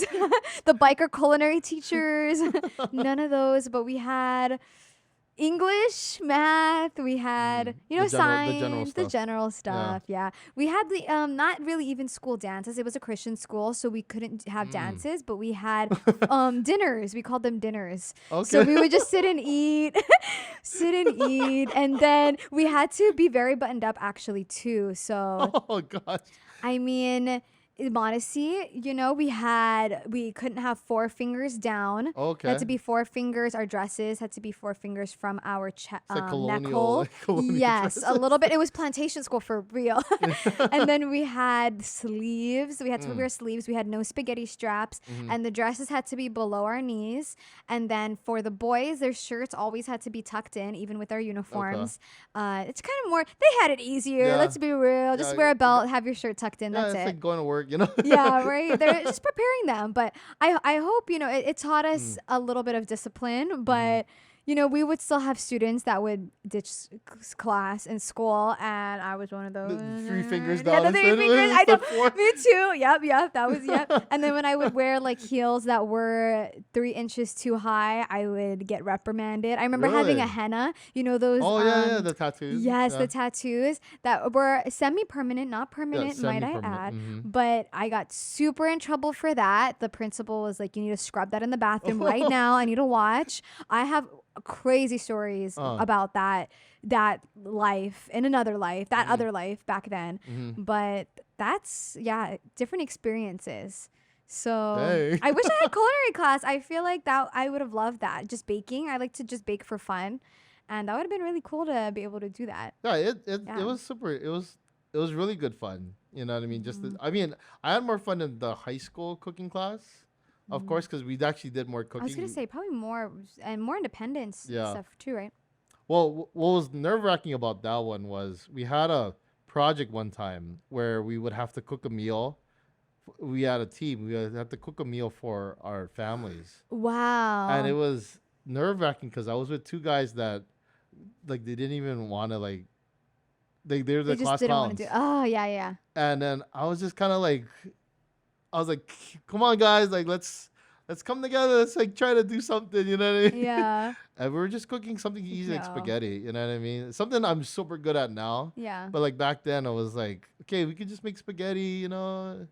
But yeah, we just kind of bombed it. That did strike a memory because we did have a home. It was kind of like a home economics class where it was like culinary, and I was super grateful to have it my freshman year because we didn't have too many electives, but this year we did. We had that one, and we had teams too where we had to cook a meal, and our teacher made it really fun because she had judges, like different teachers be the judge, and it was kind of like those cooking shows. Yeah. Yes, it was so much fun. And so in those groups, we had to come up with probably like 3 dishes in a certain amount of time, and only use. And some of them were gross. Like, let's be real. Like, we were just thinking on our feet, like what looks good, what sounds good. Or, you know, and getting judged on it. I don't even remember how we did. It must not have been well if I don't remember winning or anything. 4-point scale. Yeah, we were like, it was one sheet. They're like gagging. So that was fun. We had like a Hawaiian class as well where we had to cook Hawaiian food. That was fun. I don't remember what I cooked for that one. Did they do the whole emu and everything? Yes, we all had a different dish that we had to cook. I might have gotten some kind of dessert or picked one. I think we could pick if someone hadn't picked it. I know, hopia, something easy. It might have been actually. I have to think back. I have to look back. And then you're like, I don't know if this was. I know, right. I'm like, forgot the coconut milk. There was one. Oh no, I felt so bad. Like I don't know if it was lao lao or it was something. But after we had sampled and after the teacher had eaten it, we saw it in the toilet later. Like either someone had thrown it up or it was toss. Like either someone Oh. just so it might have been throw up because Oh I my remember people gosh. talking about it afterward. Someone who made it, and then they were Oh. like, "Oh, you're now I was in the toilet," and all those Oh, things. And we're like, dang. "Oh no." But that's what happens when you're students just trying to learn. We're just trying to make it out here. Yeah, yeah. Trying to get At those that age, you grades. don't really know what's good and Yeah, what's. unless You just your like, parents are looking over your shoulder. where's It's my all on McDonald's you. chicken nuggets? You know what I Yeah, mean? right. We're just like we're not worried about eating healthy or making the meals right or Yeah. being properly prepped. Did we wash our Mhm. hands? I don't remember. Yeah, Which is terrible. definitely now Yeah. is different. You know? Yes, we have like health codes. Yeah. Yes, washing the hands the big one. Yeah. I remember quick story. I remember like, for like I don't know if you ever had this in school, but we had like lunch duty. Mm-hmm. So we would go and then my favorite day was the pizza one because they always had the square pizzas. Easy. And I was like easy, but I just my friends and I would just like grind it after. Like Yeah. Oh yeah, eat all the leftovers. all the Yeah. leftovers, right? And it's like we get like, normally you just get like one pizza. We got like 5 or 6 pieces and stuff. That's awesome. Wow. No, I don't have lunch duty. What was your favorite lunch meal? Because you know how we had like the lunch bunch Mhm. type of thing? We also had that in school. I think it was the pizza. The pizza, or The I like the pizza was spaghetti. I did like the spaghetti Oh, you didn't too. get spaghetti. Yeah. Oh, that sounds good. Mhm, yeah. My It was like a macaroni kind. my least spaghetti. favorite was the tuna sandwich. Really, I liked the tuna salad. Oh, really? I'm weird. Yeah. Well, I- the thing with ours was I don't know what they did with it. See, I can make tuna sandwich now, but like yeah, and you like tuna now. It just was that kind of tuna when you had it. I in don't know what school. kind of tuna they used or something. I don't, but was like they like put bulk. celery inside. Yes. That's kind of I remember that. interesting, Bulk tuna, Yeah, yeah. I don't know. processed It tuna, was it was really stink tuna, stink tuna. Stink tuna is the best way to describe stink it. tuna. But Uh, yeah, and they put a slice of cheese to make it. oh, the cheese. That's yeah. the weird part Yeah, for it me was- is the dairy with the fish. it was really weird. That's weird. Yeah. Because it's like eating sushi with milk or something. Like just dairy and fish don't line up together. That's Well, so funny. how about like a tuna melt? Like if Oh, you- okay. I guess I didn't think of it that way. But they I think but of they turkey didn't- melt. There was no melt on it. It was Yeah, no melt, just It cold. was just cold tuna cold. It's That's so funny. Just cold tuna. Oh, okay. That is the next. For full steam ahead, we are improving our lunch bunch options nationwide. yeah. Yeah. No cold tuna sandwiches. Not anymore. cold. No cold tuna. Yeah, it's like a slice of American cheese on. It was really weird. Yes. I don't know. Something in the Philippines that I really appreciated from Apo Island and the schools that we visited while we were up there was that they had classes where they learned how to actually make the bed, vacuum, wash Wow. dishes. It was Huh. so interesting. Uh-huh. I remember going in there, and I remember they had to make towel swans on their bed, like a Oh. hotel.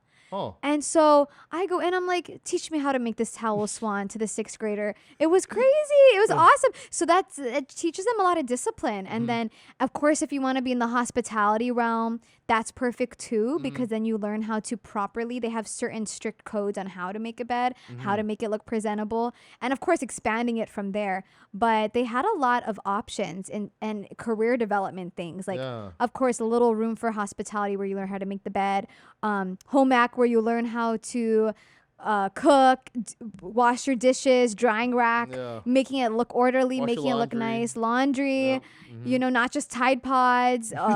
We're just scrubbing, hanging it up. Very self-sustaining things. So something maybe that hopefully we could see an expansion in our education system Yeah. for full steam ahead, maybe, you never know, is just like expanding that to learning everyday tasks. I wish I learned how to do taxes or car insurance or things like that in school. I Yeah. don't know if that there's certain schools and colleges that teach that, but it's more than home ec. It's like life preparatory Yeah. skills or something. Yeah, I think like other countries, like Japan, for instance, they teach Yes. them I could see that. a lot of those skills already. Just to kind of integrate them into society when they graduate and everything. But yeah, a lot of American schools, they don't teach a lot of that. They push a lot of the math, science, Right. writing, or English. Like the comprehension, just for like SAT testing and everything. Yeah. What do you think? So, because you're an educator, what do you think? Schools need more like for resources. Money, for teachers, or better curriculum programs? What do you think? I think it is a little bit of everything, but it starts with teachers, funding for teachers, because if you have teachers who don't have the best resources and Mm-hmm. funds, how can you expect them to teach your students properly? And we find it, especially here, that why are there so many hard to staff areas on the island, Mm-hmm. and why are there not enough teachers, and why are there turnover rates for teachers? Mm-hmm. And of course it could be teacher pay, it could be the environment. We don't have resources, though. We don't have a lot of funds. We have to pay out of pocket for poster boards in our classroom, art Mm. supplies, all of the fun materials. I had to pay for certain things for the incubation or monarch sets or things with Mm. science, because it's not necessarily in the budget, or it's not necessarily a It's outside part of of the that. curriculum. Yeah. Yes. And with certain private schools, they have the funding for that. And that's what I was really grateful for. Also, at the time, being a teacher was Mm-hmm. okay, we have X amount of money you can use for your classroom. Here you go. But not all schools have that, especially Title I DOE schools, where Mm-hmm. most of the students in the population just come from low socioeconomic backgrounds where they just don't have the resources. Mm. It just comes down to funding and being able to fund well-rounded teachers, because now we have teachers who try to do their best. Sometimes they teach well, but maybe people who didn't go to school for education or for teaching, they didn't learn classroom management or how to make a lesson plan. Mm-hmm. It's just a job right now because there's so many open jobs for teachers. So it's a never-ending list of what can be done, but it's hoping that we have the teachers that graduated wanting to be teachers, and we keep them for those Yeah. 25 years that Mm-hmm. they should be teaching until they're finished. But sadly, there's just such a high turnover rate for X, Y, and Z, all of those resource funding and supply Mm-hmm. things. And that's the sad part of it. But that's just nationwide too. It's not just here, it's all over the Mm-hmm. states. Mm-hmm. And that's the thing about like people that like teachers that want to create like more interactive curriculums, Mm-hmm. and to make it more exciting for kids. They have to use stuff that's out of pocket sometimes, right? They do. And they don't even have the money to even survive, Yeah. especially in Hawaii. So. Yes, because I think it's looked at as, oh, teachers get summers off, they have Mm. shorter work hours, but that's a lot of prep time if we're teaching a new lesson every day. Mm-hmm. And then Yeah. that's a lot of resources that do come out of pocket, because it's not a typical job where you shouldn't have to pay for your job. Teachers Mm. always are paying for new things. Mm. And I think in other countries, something that we can learn too, like we mentioned Japan, maybe earlier, in the Philippines, is Mm-hmm. that the students have a lot of respect for their teachers, and that Mm-hmm. does make the teacher's job A lot easier. easier. Mm. Because right now, I've been substituting in different classrooms every day this last semester and year, just to get a broader insight and have Mm-hmm. that flexibility. If I'm doing content development, maybe if I'm not teaching and promoting the children's book. Mm-hmm. So it's given me a lot of insight, even for the nonprofit, just being a substitute in different classes around the island. Mm-hmm. And a lot of the times, the students just don't care. Oh. They're just like, or especially if you're a sub, and I totally understand that. Like, I don't know you, why should I listen to you? Yeah. But they treat their regular teachers like that too, Mm. where they don't want to do the assignment. They're yelling, they're screaming, they're not listening. There's no respect. And in Japan and the Philippines, places like that, they see teachers as their mentors, and they Mhm. have a lot of respect for them. Mhm. So it's our responsibility, or I like to say kuliana. That's how I learned at my last Mhm. school. It's our responsibility to train our students, but also give them responsibility in the class. Like last year, my second graders had classroom duties where one person would vacuum, one person would wipe down the desks, good. one person was Mhm. line leader, then we would alternate. And they really enjoyed that. Mhm. So keeping that up when they're elementary, middle school, and high school. Middle school is where they get a little bit, Yeah. sassy. They don't like to listen. So that's where maybe it starts, because the babies in The fun second to years. fifth grade, yeah, the fun years, the second to fifth graders, or first to fifth graders even, usually are still scared of you. Mm. They're like, yes, ma'am. Okay. Yes, miss. Mhm. And they're just babies. But once you start getting brazen and you getting a little bit older, that's where they push boundaries. Yeah. So I've seen that a lot this year as a substitute and teaching older students. So that's more of the insight that I wouldn't have gotten if I wasn't teaching at different schools and teaching different grades. So I'm glad I took this last year to do that. Yeah. It's Yeah. funny. Like for me, when I was teaching, Mhm. like Sunday schools and stuff like that, I found that I thought junior high was gonna be the one that was like the worst for me, but it Ah, was actually the one that I was able to engage with them the most. So nice. like I worked, I did like younger kids. I did junior high, high school, young adults. But out of all of them, I actually liked junior high the best. Wow. And I really got to connect with them just because I got to do a lot of cool stuff. I Mm-hmm. got to do a lot of more like hands-on like demonstrations. How I can integrate into like certain life lessons and everything.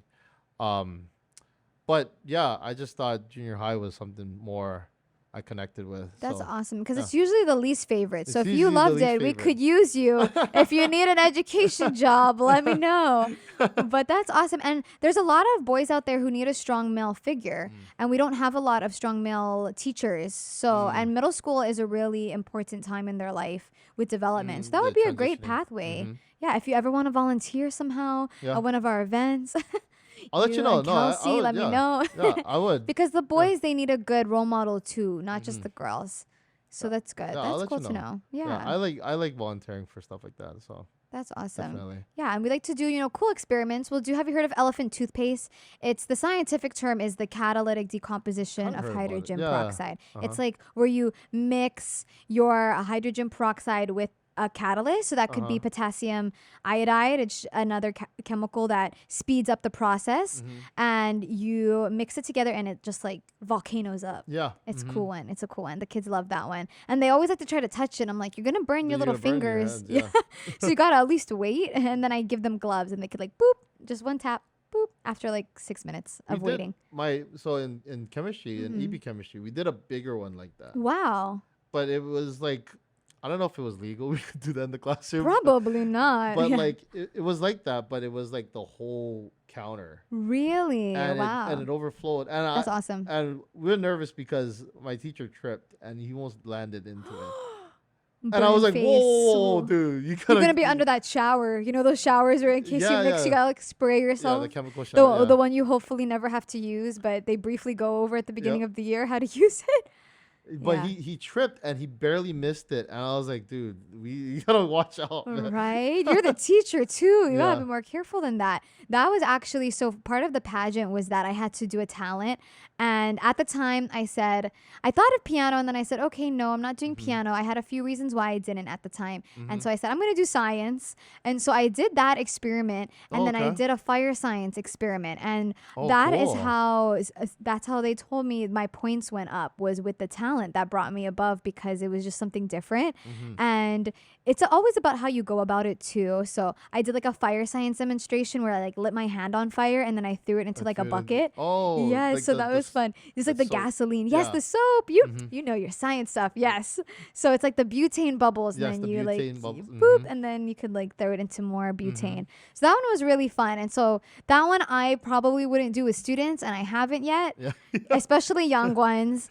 But Because they're not gonna throw their hand yeah, in they're the gonna be bucket. like, oh, we did it with Anthony, my boyfriend's nephew, Uh-huh. and he was like, I want to do it, I want to try, and we warned him, and we're like, are you sure you cannot freak out? Like, Mhm. we're like, let's get your mom's signed contract, you can't permission, just shake it right? off, You yeah. can't just. He did. He shook he it shook off. it off? He saw it, and he was like, Oh. ah! And he's only 8 years Oh, old, no. so Oh my he was God. fine, but he was like, oh, and then it like disappeared because the Oh, bubbles the bubbles evaporated. evaporated? So Okay, he was good. safe, but we were like, Jason. His name's Jason. We're like, you can't be doing that. We're not doing that with you again. You said you weren't gonna do that. You did Mhm. it. But that's what happens with kids. Mhm. You know, you have to make sure that you reiterate yourself 10 times Yep. and then yell at them sometimes Or before they or know. they might just go like try to grab the flame with their other Yeah. hand and like If they're super bold. don't do it. Yeah. So that was one where I was like, okay, that you are our test subject, and I cannot ever do this with Mhm. younger children ever. So that has been a fun experience. The fire one. That's cool. That's always a fun winner because Yeah. sometimes people get scared when they Mhm. think of it, but there are safety precautions, and everything really comes down to a science. Mhm. Of course, there's mistakes, things can happen. You have to be safe 100% of the time, but as long as you follow directions, usually Usually. you're fine. You don't shake your hand. Just don't try this at home, folks. Yeah. Don't shake your hands. Make sure you watch Steve Spangler, our boy, You kept on our YouTube. man, Yeah. on YouTube. So yeah, those are my inspirations. That's really cool. Yeah. It's been So for yourself, what's like next for you? Because like, you're going into maybe the Miss Hawaii pageant Yes. 2023, I'm guessing. Yes. So, and then like for your book, you're expanding it now. It's going into different shops, going into different schools, maybe, libraries. Mhm. So, I mean, what's next for you? Well, yes, thank you. Thank you for asking that because what I'm trying to think of right now is actually an app development for full steam ahead. Mm. So right now I'm working to create a drag and drop app so that I don't have to do any coding, anything like that. And so the app can just be downloaded on your iOS or Mm-hmm. iOS mobile application on your phone. And what you can do is look at all the resources so that you don't have to go on the website. But what makes the app a little bit more special is that you can choose to volunteer for an event near here. So somewhere in Hawaii or on one of the islands. And then I'm hoping to expand it to more volunteer opportunities where other 501c3 or nonprofits can sign up their event. So, like, what was ones that I did recently? There is a homeless camp in Waimanalo. Kahi, I'm going to say it wrong. I'm sorry. But there's a homeless camp in Waimanalo.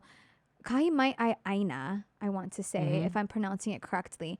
And just organizations like that, where if they have some kind of donation event where you can drop off donations, or you can help them in their outreach by creating a garden for their homeless shelters or helping to clean up the area, and they have an event day that they can sign up their event, and then people in the community can sign up to volunteer.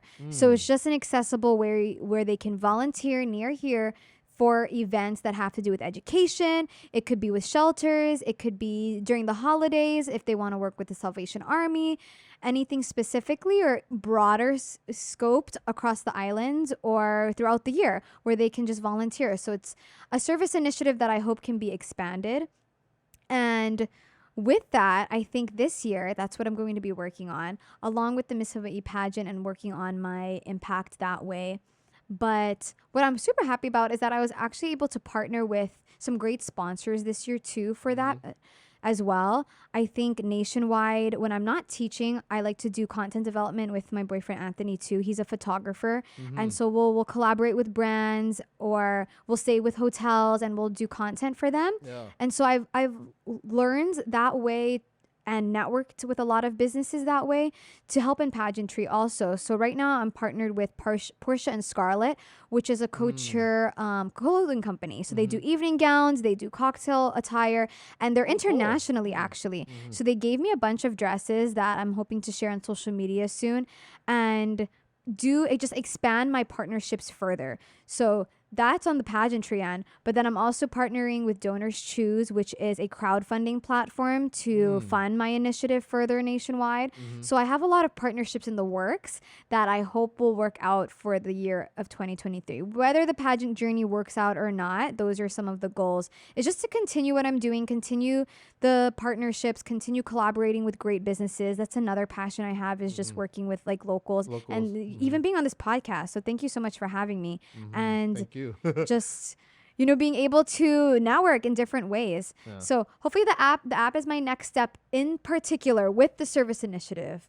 So hopefully it'll be on your iOS mobile phones soon. Very soon. Yes. Yeah. I have it as right now. I'm thinking of not adding it to the App Store. I'm thinking of having it as like a QR code link. Okay. So it's very easily that's deleted easy. and Yeah. it's like on the cloud. So you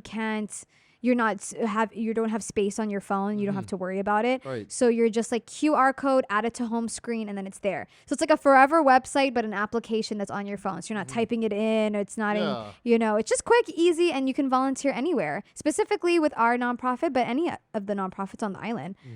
So hopefully that will be expanded soon. I have it ready. It's just Not announcing unveiled it. yet. Yeah.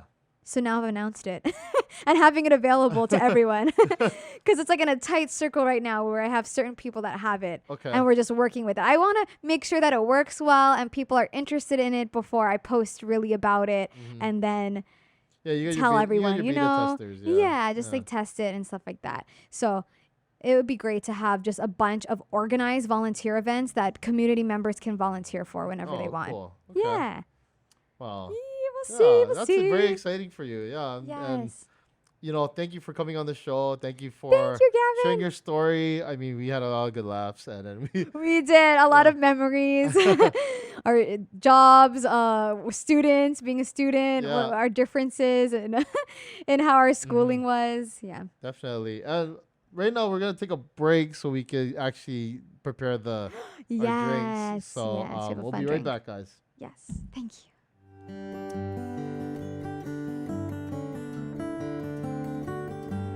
Welcome to the Hui Mahiai Aina fundraiser.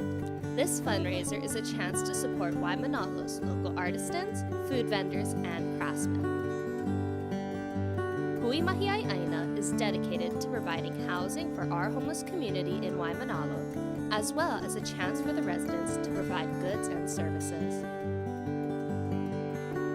Here, you will find goods like homemade jewelry, clothing, as well as an array of Ono food, such as smoked meat plates, poke nachos, non-alcoholic refreshers, and so much more. So come check out Hui Mahiai Aina's fundraiser on Saturday, March 11th. Be there and support the community of Waimanalo. Mahalo and aloha. All right, guys, we're back. Hope Woo! you guys didn't go anywhere. It looks delicious. You guys probably didn't. It might have been like a few seconds for you. It was definitely like 3 a minutes. few minutes for us. Right? Looks so Ono. I'm excited about this one. But yeah, once again, thank you for coming on the show. I really appreciate hearing your story, hearing your passion about what you're doing, your nonprofit organization, your book, which you can share about right now, and just thank you for coming on the show and sharing with us. Thank you, Gavin. Always I good. really appreciate it. And thank you for allowing me to use this platform and just to be able to chat. And I loved our conversation. We had some good, just like personal moments where we're like, yeah, as a student, Yeah. it's rough. But that's awesome. Thank Yeah. you. So real quick, do you have anything you want to shout out? You want to talk about your book a little bit, and you want to be able to share like your Instagrams and stuff like that as well? Sure. Thank you so much. So, yes, right now I have Puff Safe's Paradise for us locally available at Barnes & Noble's Al Moana. You can also purchase it online at barnesandnobles.com or through Amazon. We have the ebook, paperback, and hardcover version. And then if you would like to support in any way or give us a follow at Full Steam Ahead HI, that is the Instagram for the I already hold nonprofit. it, actually. Oh, thank you. The education Maybe close to nonprofit. the switcher. Yes. And then my personal is Brittni Caitlin. So BrittniCaitlin. And that's just my everyday life, whether I'm doing just collaborations with some brands and businesses or even something just the daily life of vlogging. So that's just my personal, but I would love any support for Puff Saves Paradise, of course, through Amazon again, or through our Instagram at Full Steam Ahead HI for our education initiative. Thank you. Definitely, yeah. Did you want to share about your businesses too? Your win. I'm sorry, not win. With Love Yes, Hawaii. Like sure. your IG for that too. So Yeah, so I do the handmade jewelry. I've been working on an Etsy. I've had a few things posted on Etsy. It's just so busy when we're Yeah. doing a bunch of different things. But my small business has helped me fund a lot of the education supplies in my own classroom and in my initiative. And it's all 14K gold filled jewelry. It's Hawaii owned, locally owned. Pearls, sunrise shells, handmade jewelry. I'm actually wearing some of the earrings right now that I made. Little dangles, if anyone's interested. Dingle dangles. Little dangles, little blue pearls. And it's just about really being dainty, feminine jewelry, minimalist that you can wear every day. And it's a great gift maybe for birthdays or for Mother's Day. Mother's Day is coming up in May. And I gifted a lot of my necklaces to my fellow pageant sisters last year. Cool. So they're great gifts. It really Yeah. could be for anybody. And it all goes towards a great cause in the end. So yes, and that's with Love HI. So a lot of my accounts end with HI. Full Steam Ahead HI and with Love HI because we love Hawaii. We're here. So But you didn't put Brittni Caitlin that's HI. true, so- HI. I didn't represent that way. But the businesses. So now we can never forget where they started and Yeah. where we're from. Yes, So definitely. there are other two businesses. And then if you're interested, of course, Anthony, my boyfriend, is a photographer, and we just have like a joint couples account where we'll post like hotel collaborations or for traveling for shoots. And that's Duo Departures, not HI.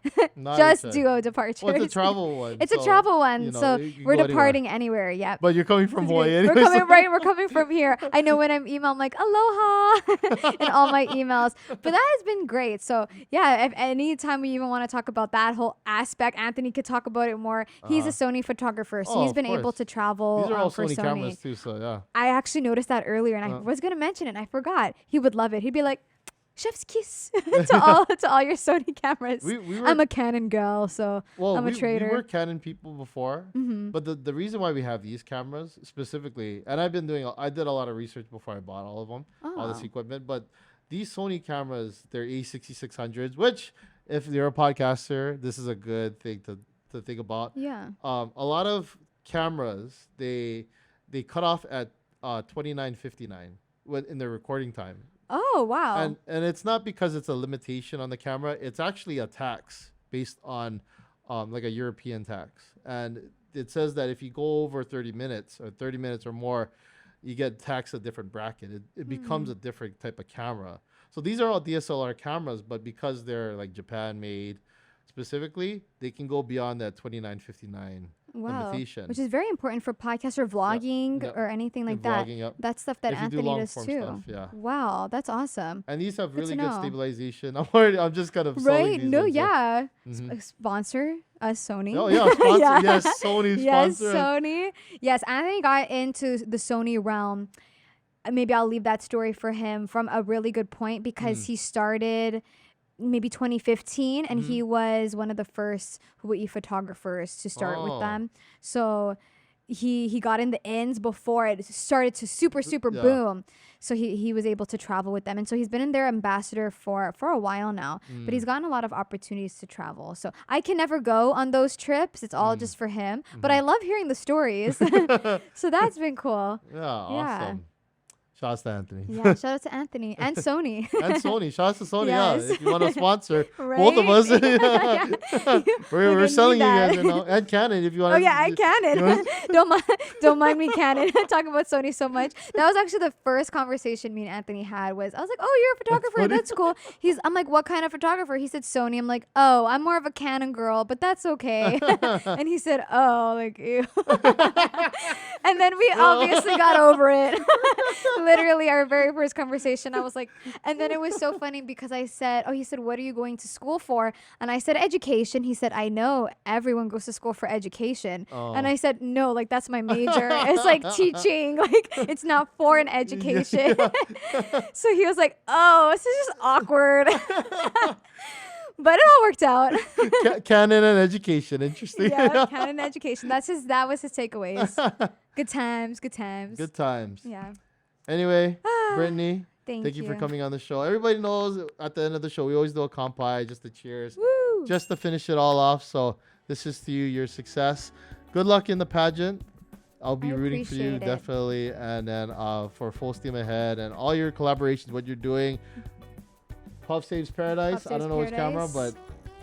check it out. Check it out. I'll like hold it up too. Check it out.